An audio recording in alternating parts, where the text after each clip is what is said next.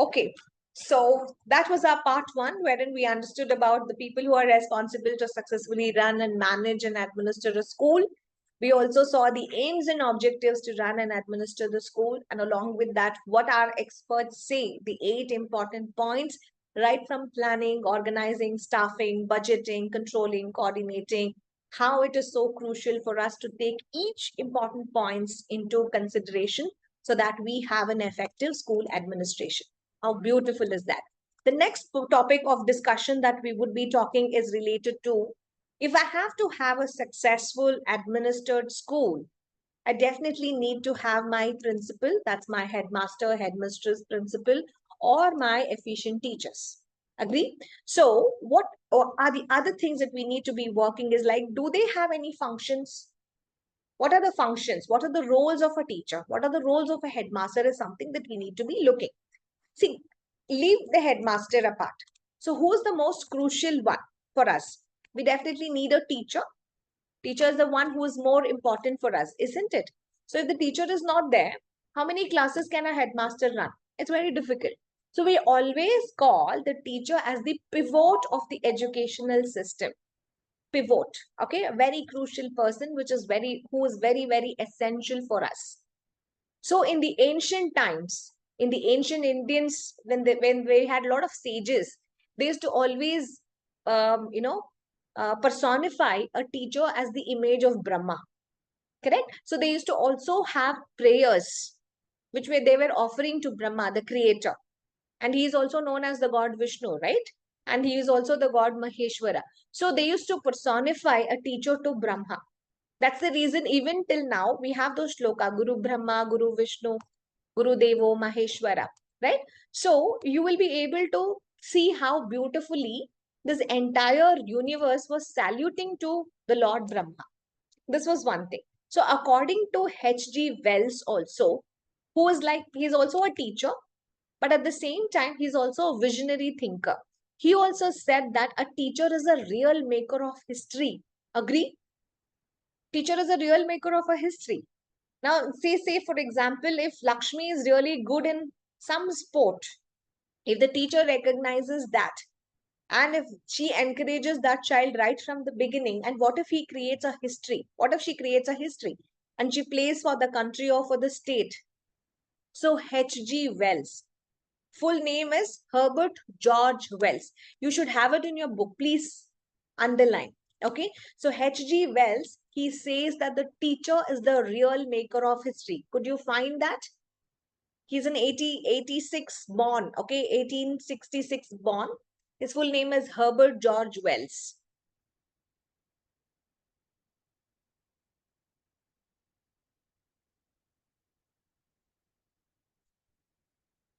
Why does he consider that? Right from the beginning, he used to always consider that way. Okay, so this is something that we do have.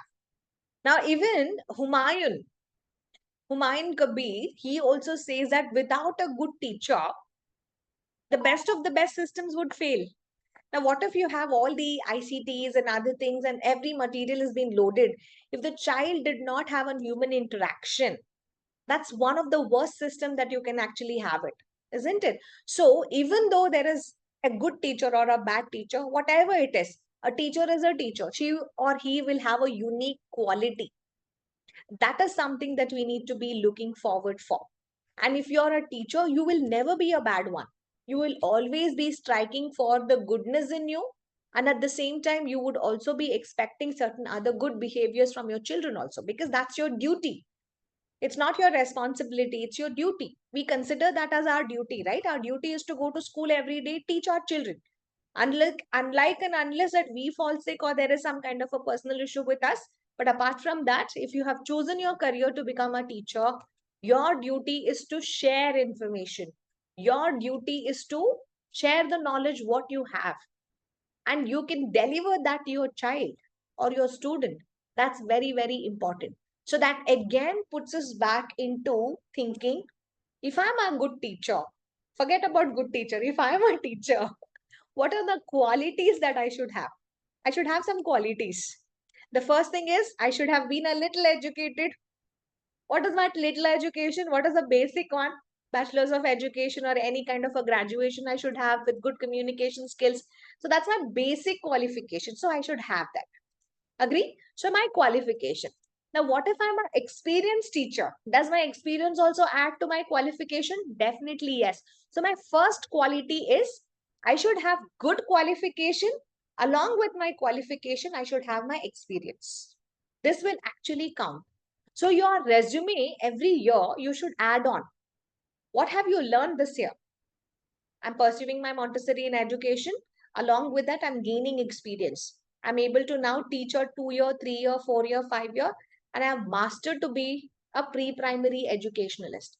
Right? So you have got the qualification. Along with that, you have gained that experience. Now, the second quality that you should have is you should have professional requirements. What is professional requirements? How to talk to your colleagues, how to talk to children, how to talk to your parents, how to talk with management, the concern, the sympathetic way, the empathetic way, how nicely that you were able to talk without criticizing anybody or putting anybody down. So those are all your professional requirements, the way you dress, the way you smell, how is your personal hygiene, how loyal are you, how confident are you, how dedicated are you. So all those things are related to your professional requirements. Okay. Now coming down to your third thing is like related to your personality. What are your qualities? What are the qualities for a good personality or a good teacher personality? Can somebody tell me? What should be the personality qualities for a teacher? Treating everyone equally, ma'am, and Treating give everybody respect. equally with respect. Definitely yes. Second is Patience, discipline.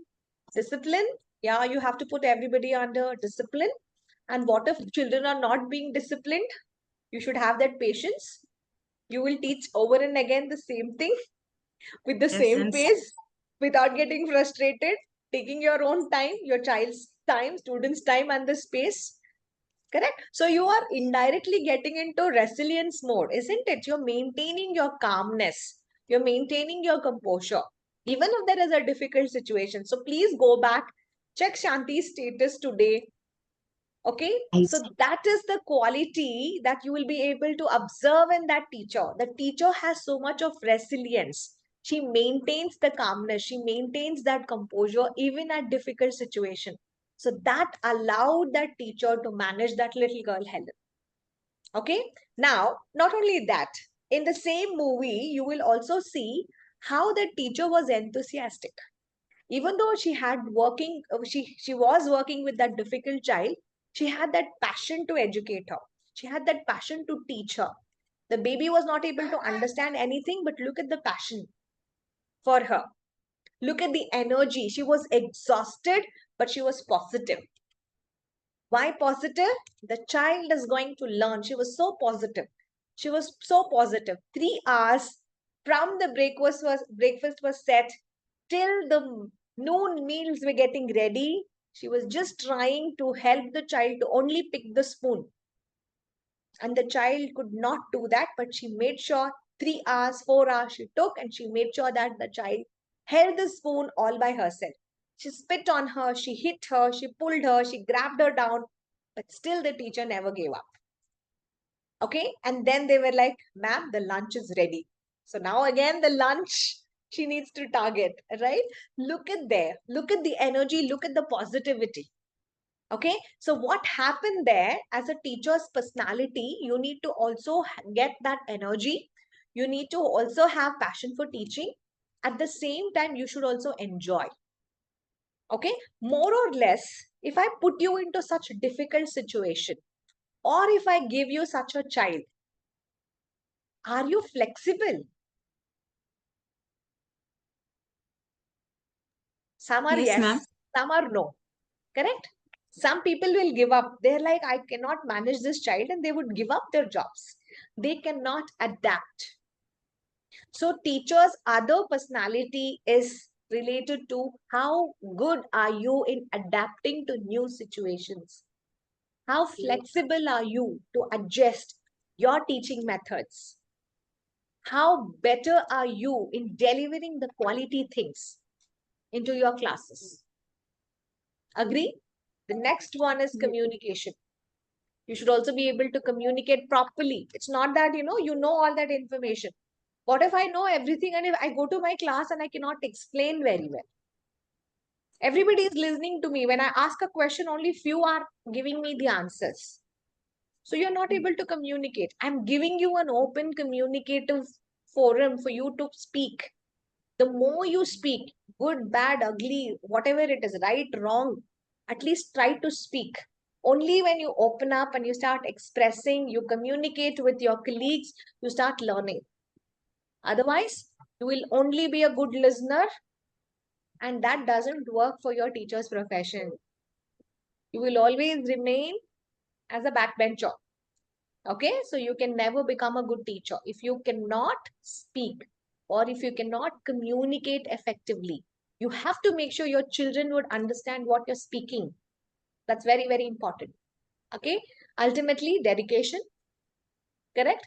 Persistence, integrity. You have to be honest, you have to be transparent. Your ethical behavior is also important. Okay, then, as she said, Lipika, no, what is that? Partiality. So I should not do any humility, no humiliation, no partialism, right? So the children should be able to come to you. So you should be more approachable. When you're approachable, you start talking to children better. And that's when the children will be willing to learn from you because you're open for feedback. That's important. And make jokes. Have that sense of humor. That's very important. You have to always be relaxed. Don't have that serious thing. You can hug a child, you can lift a child. If you feel like cuddling a child, it's okay. That is all nice because you should enjoy. You should feel more relaxed being in your class, right? So always be respectful. Treat every child with kindness. That's very important. And always be curious, like a kid. Be curious. Go back, learn. Always ask questions and be positive. Very, very important. Always be positive because if a day has gone back today, it will not be the same day tomorrow. Be positive. The child did not do well today. It's okay. Be positive. He will do tomorrow better. Go with that thought. He will do better. Go with the thought Usha would learn and come something in my class. And Usha will definitely learn and come. Subconsciously, we always trigger our energies. We exchange our energies, we exchange our thoughts. That's the reason people always say, now, go with a positive thought. So when you go to your school, when you go to any place, always go with the positive intention that everything would go good. Whatever is your ritual that you follow, you please follow. We follow like lighting a diya and then praying and then going out of the house. So whatever is your ritual that you follow, you have to look into that. So these are my personality traits that a teacher should have it. So that's my third thing. Look how many things that we could add on to a personality word. So what a teacher can have: good qualification, experience is important. Then professional requirement is important. Personality, Third, she should have a personality, good personality. communication. And a good relationship with the others is also important. So these are qualities. Okay, you have to differentiate between the qualities of a teacher and the functions of a teacher. When people ask you questions on what are the qualities, only on these four you can explain. Sometimes they'll give you for 2 marks, but sometimes they might give you for 4 marks. Then you elaborate on your own words. Okay, now coming down to the functions of a teacher. Now you can now what is the first important function of a teacher? Teacher should go to school every day and teach. That's the first function. Correct? So that's the duty of a teacher. She will go to class, formal way. She'll go to the classroom. Whatever is the curriculum that she actually has, she will go and she will teach. What if the teacher does not know the subject? What if the teacher does not know the subject? Very difficult.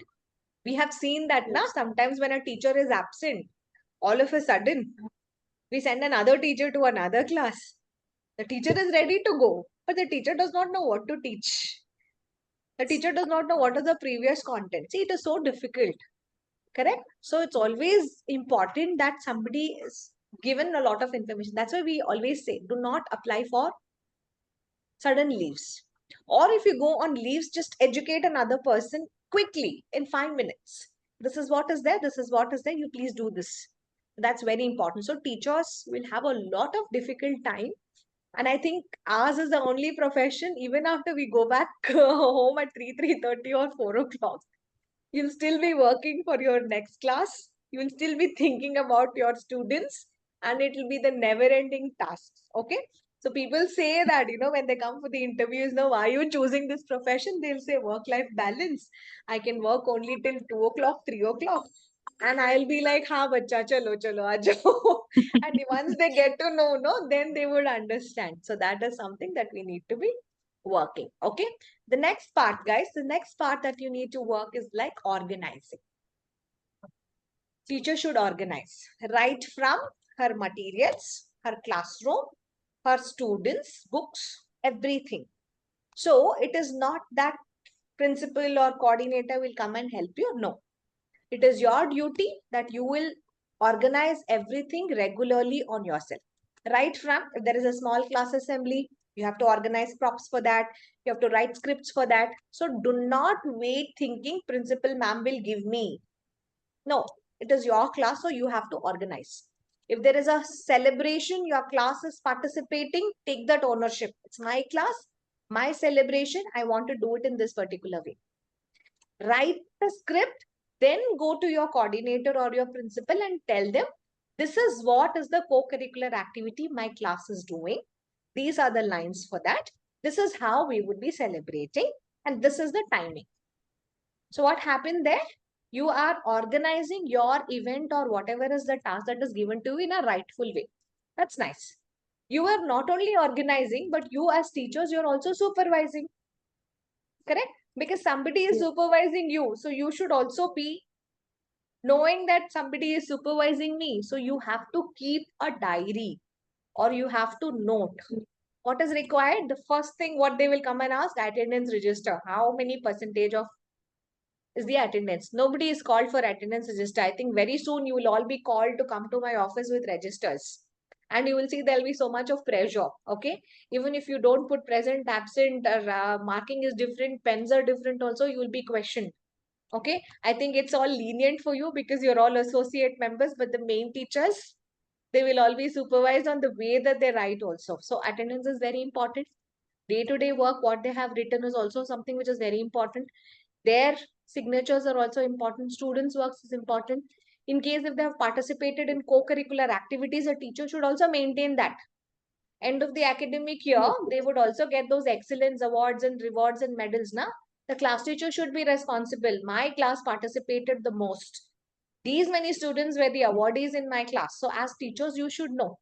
My students participated in these Olympiads and they have won such and such an award. All these things are something that the teacher should be supervising. And when the headmaster or the principal calls, they have to go and submit these records to them. Clear? So it's not that somebody will come and supervise, you will be supervising your own work. So that's the content for that. Now coming down to exam, who's making question papers? Teachers will make question papers because you're the ones who are teaching. You're the ones who want to test whether your child has learned or not. So our job doesn't end there, right? So we have to give tests. We have to see if the teachers have been taught really well. And we would examine the teachers also and the students also. And now then you make statements, correct?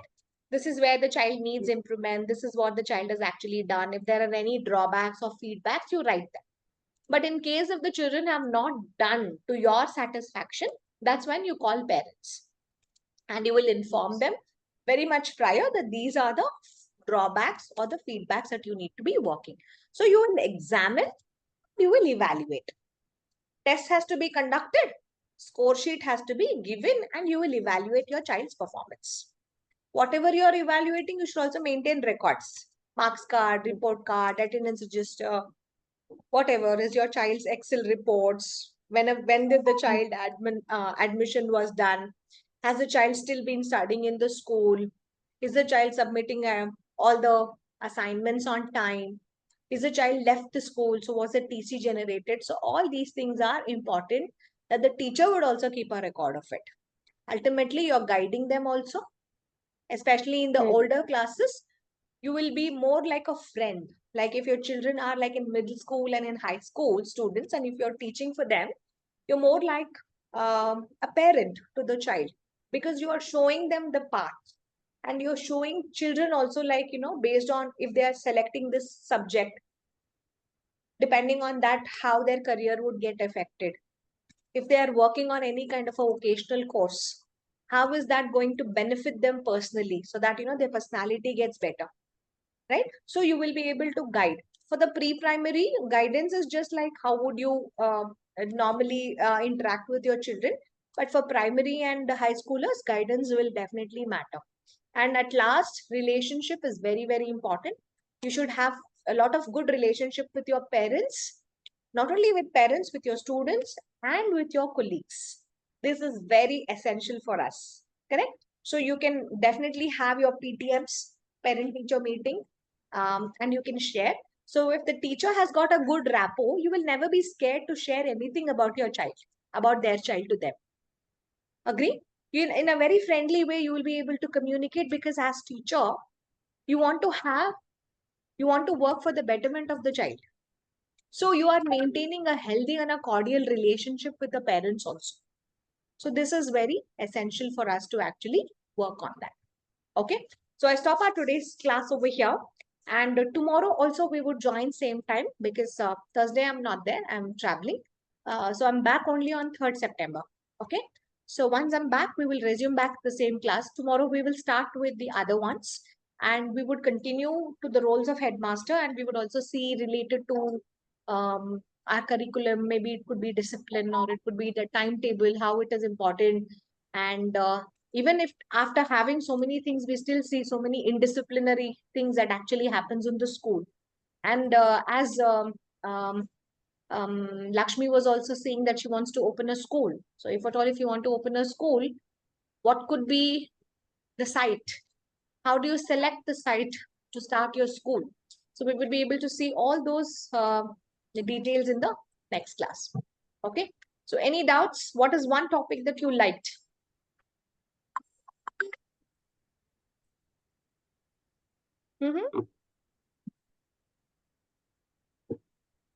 What is that one thing that you liked? Ma'am, major point of majority. Huh? Major point of majority. That planning, organizing, staffing. Okay, that 8 points. That's very nice, na? It's given properly. So all these are, we know it, but when we are putting everything into in sync, na, it becomes easy for us to actually work on.